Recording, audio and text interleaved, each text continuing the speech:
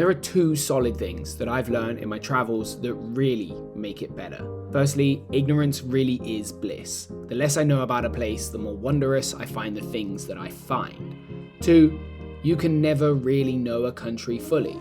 You'll never find all the secrets, so explore it as much as you can. Let me explain. I thought I knew Spain pretty well. I'm not an expert, but I've been to a good chunk of it. I've been here, and here.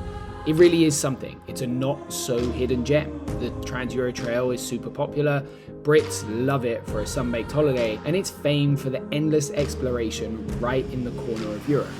But this part right here, where the Trans-Euro Trail has a big loop, I knew nothing about. This story is my story of discovery whilst filming my latest review, the Ducati Desert X. It's not a story with a wonderful character arc, but a story of losing things, freezing to death, scaring myself, and exploring a beautiful, magical place that if you live in Europe, should absolutely be your next trip.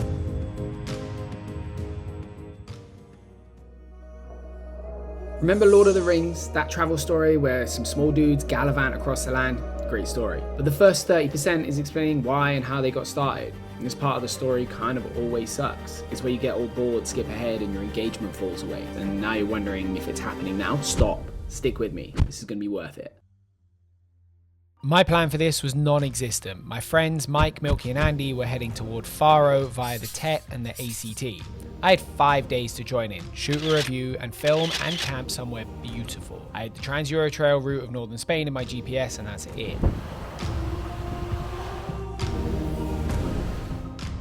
As we rolled off the boat and headed toward the trails, our journey began to quickly unfold around us. The hills were big, the skies dramatic, and the long ferry ride felt instantly worth it.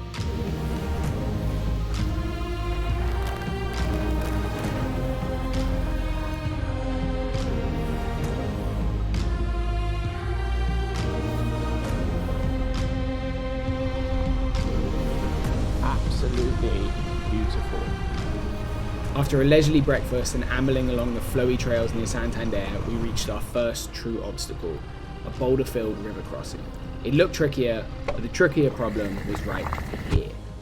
When we left coffee, I had a tripod attached to the back of my luggage, an expensive, critical filming tool. It had slithered from its strapping and taken a trail nap without my permission.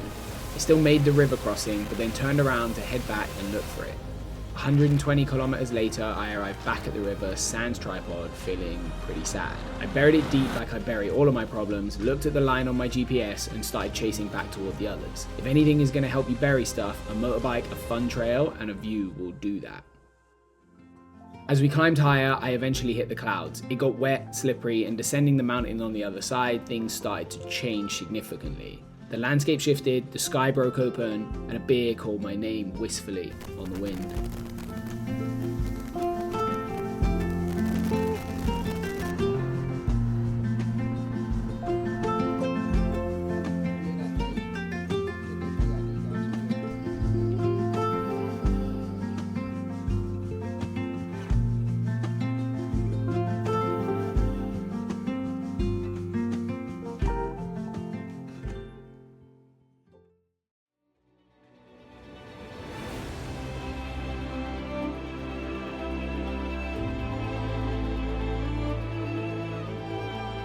Ignorance is bliss, genuinely. What you don't know, you can't miss, and when you don't miss it, it feels all the more exciting. Also, stay in this hotel if you can. Day 2 was full of incredible views I will never forget, exquisite mountain roads, and a dramatic change of landscape.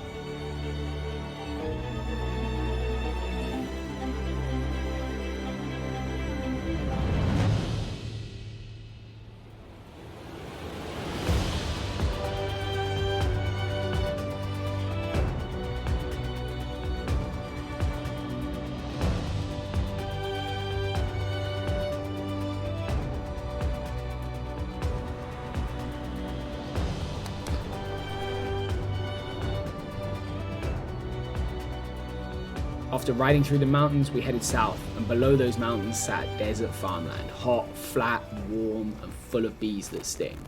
We finished tired, dehydrated, and full of adventure.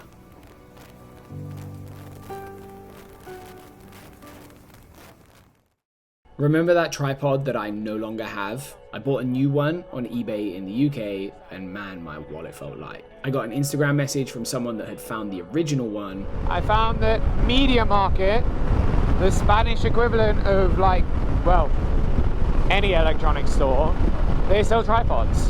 So I'm on my way to buy the cheapest, nastiest tripod that I can find so that I can actually film my review of this bike for you.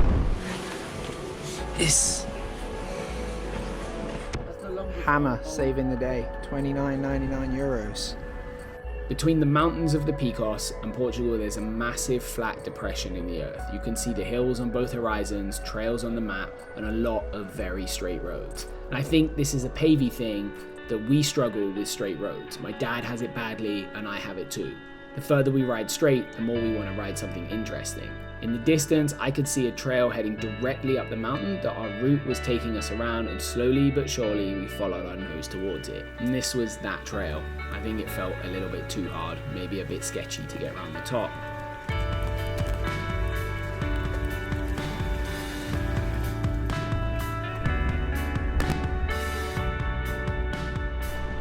Not to be beaten, we headed high for an amazing view and found our way around the mountain to keep the others moving in the direction that they wanted to go.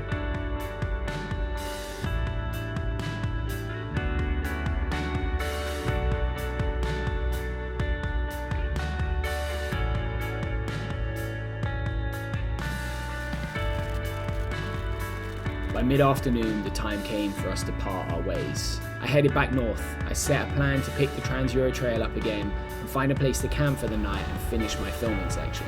I'm so damn glad that I did this, but I made some pretty dumb decisions along the way.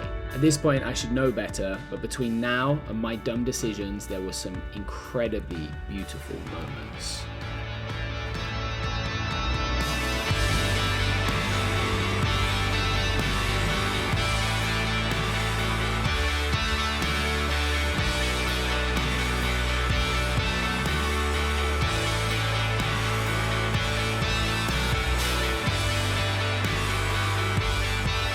As I rode back into the mountains, the weather was dreamy, but 1,000 meters higher as the sun set, the temperature dropped. I clearly haven't learned from the last time I camped in one of these travel films. It froze, I froze, the electronics died. It was memorable.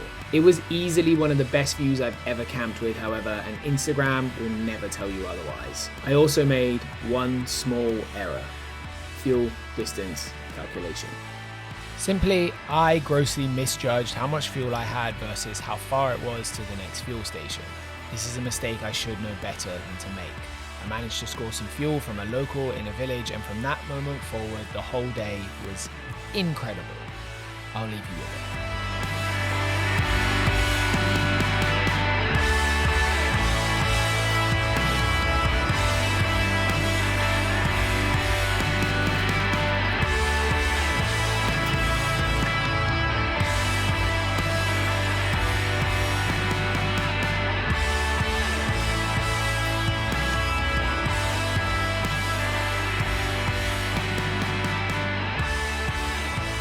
See, I don't have words for how beautiful this ride is. You come around a corner, 1 minute it looked like that, and now it looks like that.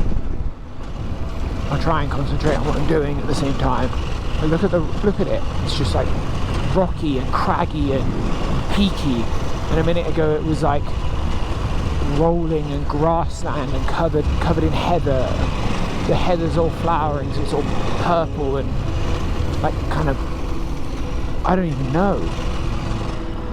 Hey Moscow Pete, I don't know if this one counts as a little cutting between two ridges or not, but I thought of you when I came here.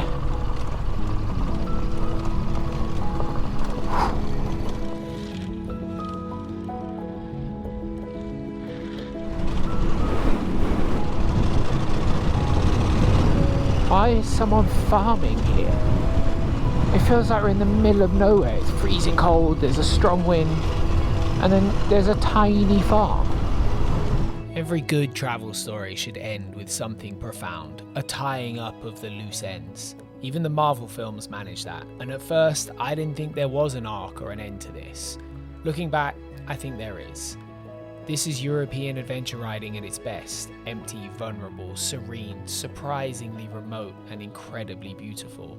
It makes you a little more vulnerable, a little more alive, and it constantly took my breath away. And that is something we all need a little of. See this? Every trail for the last 4 days has been spectacular.